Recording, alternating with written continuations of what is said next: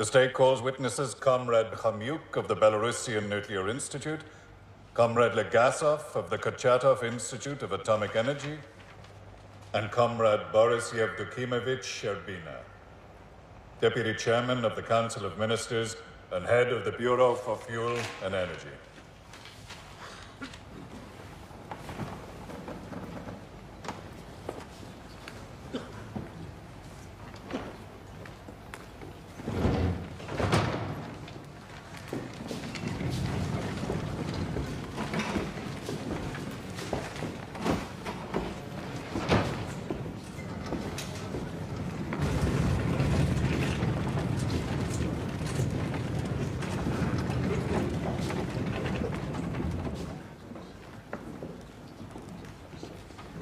It began with, of all things, a safety test.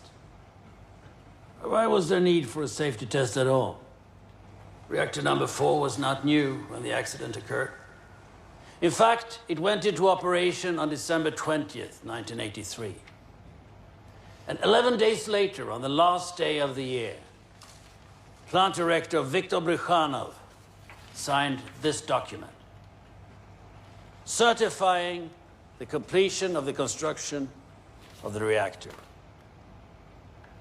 As a result of finishing the work before the end of the year, Comrade Bryukhanov was awarded Hero of Socialist Labor. Comrade Fomin was awarded for valorous labor. Comrade Dyatlov was given an Order of the Red Banner. But the work was not finished. And this document was a lie. In order to sign this certificate, all safety tests had to have been successfully completed, and yet one remained. A nuclear reactor generates heat in the core here. A series of pumps here and here send a constant flow of cooling water through the core. The core's heat turns the water to steam, and the steam spins the turbine here, and the result is electricity. But what if a power plant has no power? What if the power feeding the plant itself is disrupted? A blackout, equipment failure, or an attack by a foreign enemy? If there's no power, the pumps cannot move water through the core, and without water, the core overheats, the fuel melts down. In short, a nuclear disaster. The solution: 3 diesel fuel backup generators here. So, problem solved? No. Bryukhanov knew that the problem was not solved at all. The backup generators took approximately 1 minute to reach the speed required to power the pumps and prevent a meltdown. And by that time, it would be too late. So we arrive at the safety test.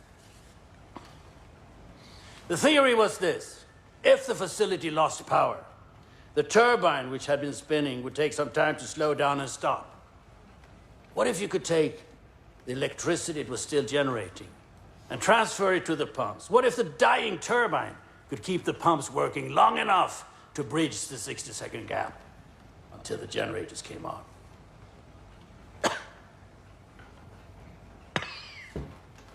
Any questions? No. Continue, please. To test this theory, the reactor is placed in a reduced power mode, 700 megawatts, to simulate a blackout condition.